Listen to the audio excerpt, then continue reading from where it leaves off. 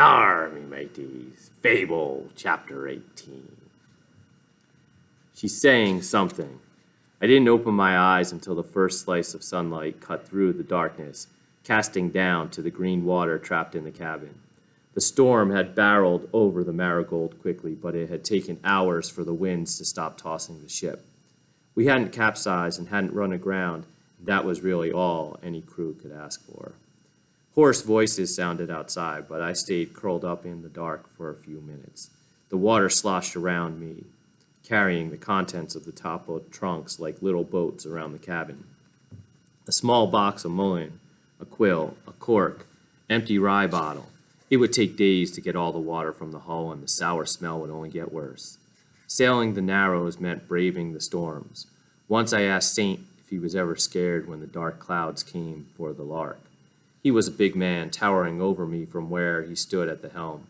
When he looked down at me, his face was shrouded in the white smoke of his pipe. "I've seen worse things than a storm, Fay," he'd answered. The Lark was the only home I'd ever known before Javal. But in the years before I was born, Saint had lost 4 other ships to the sea demon's wrath. As a child, the thought made tears well up in my eyes, imagining those beautiful, grand ships trapped in the old, cold deep. The first time I ever saw one for myself was diving in Tempest air with my mother where the Lark now slept. I pulled myself to my feet slowly, every muscle and bone sore from being thrown from the lines. Blood dried, crusted my hands, my palms stinging where the skin had torn against the ropes, and I hit the hatch with my fist. The light touched my face as it lifted above me. Hamish crouched over the top step, and my eyes adjusted to the brightness slowly. The sandy hair that was usually combed back was stuck to his forehead. His spectacles fogged. Behind him, the heat of late morning was making the moisture on the deck seem like a pot of water. Podge tipped his chin up at me, smirking. "Looks like our bad luck charm survived." I came up the steps, my boots heavy with water. All around us, the sea was calm, smoothed out in a clear, deep blue. West stood portside, a length of rope belayed across his back. A deep gash was cut into the thick muscle of his forearm, and another grazed across his temple. The blood was dried in trailing lines down the side of his face. I peered over the side of the ship to see Willa sitting back in her sling, biting down on the blade of a knife with her teeth. She propped her feet on the hull, working on the breech where the iron clasp that held the bow anchor had been. The rings had been ripped through the wood in the force of the waves. She pulled the adze from her belt and pounded a cone of raw wood into each hole. It would stop water from filling in the hull until we got to Cerros, but there would be more work to do while it was docked. Oster was suspended beside her, pulling at the rope that secured the loose anchor, but it wasn't moving. Podge watched over him, over the railing with his jaw clenched, and I remembered the way he jumped into the black water. How he held Oster in his arms, his face twisted as he cried into Oster's ears. I'd been right about the two of them. It'd been clear as glass in the moment they landed on the dock.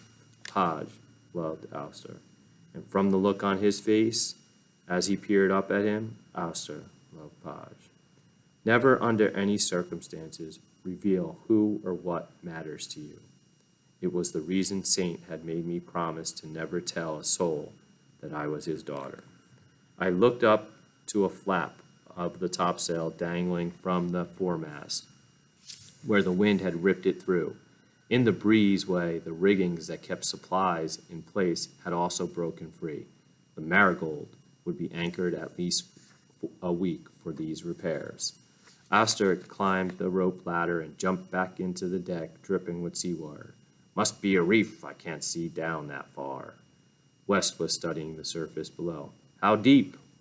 200 feet, maybe. I'm not sure." I took hold of the rope and gave it a tug. "I can get it." But West kept his back to me. "No. Why not? It's only 200 feet. "It's the least she could do," Oster glared at me, but humor illuminated his eyes steely. "Bad luck and all." "What are you talking about?" "We took a boat this morning." Willa squinted against the sunlight.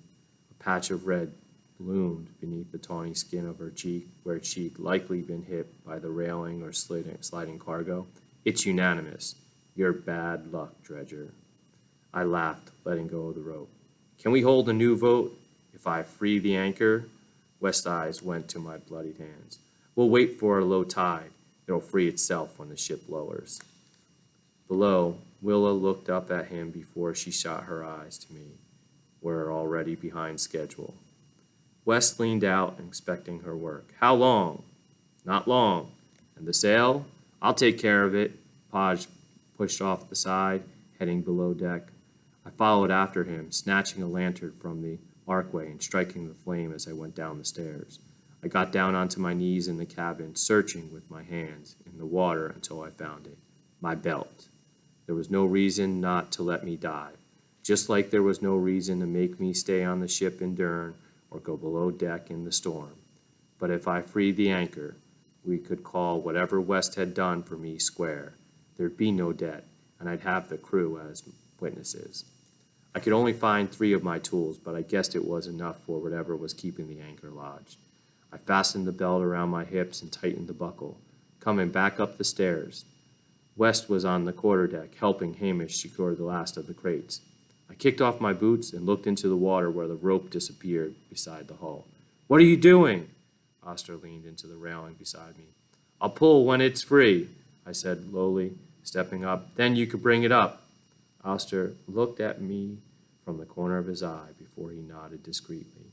I climbed to the outside of the boat and stood, balancing on the rail. Fable! Hamish warned from the quarterdeck. A smirk pulled at Willa's mouth. West turned, looking over his shoulder, and I met his eyes just as I let go. The sight of him disappeared as I fell, plunging into the water feet first. My body sank, and I let the cold wrap around me, the salt stinging my eyes.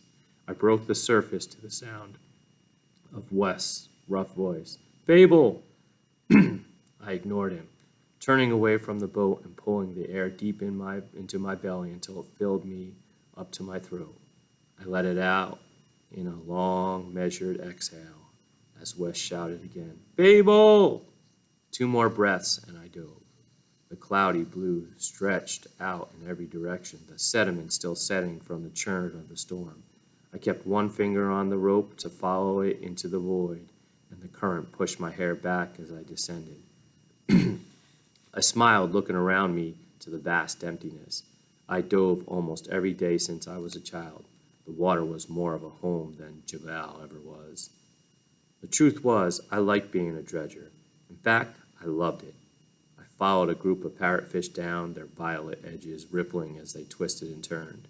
The pressure pushed in and around me, and I let out a stream of air as the shoal came into view below. The black rock stretched out across the white sand sea floor in a wandering fissure. My feet landed on the ridge lightly, where the anchor was caught beneath the shelf. Far above me, the marigold was no more than a dark spot on the surface. I braced myself on the rock, my palm stinging, and I kicked at the anchor with my heel. When it didn't free, I pulled the chisel and mallet from my belt, and I got to work on the edge, crumbling the rock with every tap. Little black pieces sank into the sea floor, a dusty cloud coming up around me, and when I had a large enough crack, I set my feet on the ridge and pushed against the rope as hard as I could. The burn for air awoke softly in my chest, my fingers tingling. It groaned before the rock gave way and the anchor snapped up, loosening the tension of the rope. I pulled in sharp jerks until the line began to move, fitting my feet onto the arms of the anchor and watching the glittering light above grow and stretch as I slowly came closer. Fish swarmed beneath the marigold, twisted in the ribbons of seaweed trailing from the barnacles and mussels that covered the hull.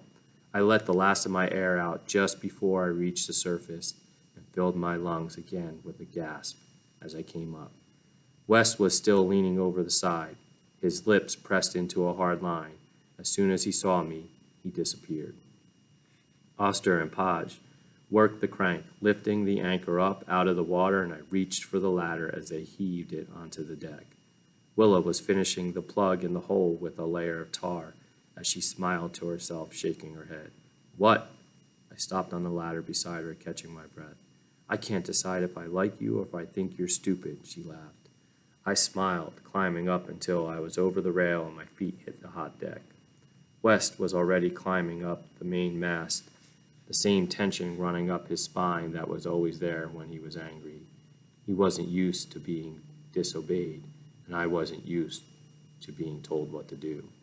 He fit his hands and feet onto the iron rungs until he was balancing against the foot of the sail. His hands worked against the ropes, his knife in his teeth, and his hair blowing across his face. He was right. The sooner I was off the ship, the better. But I was going to walk off the Marigold, not owing anything.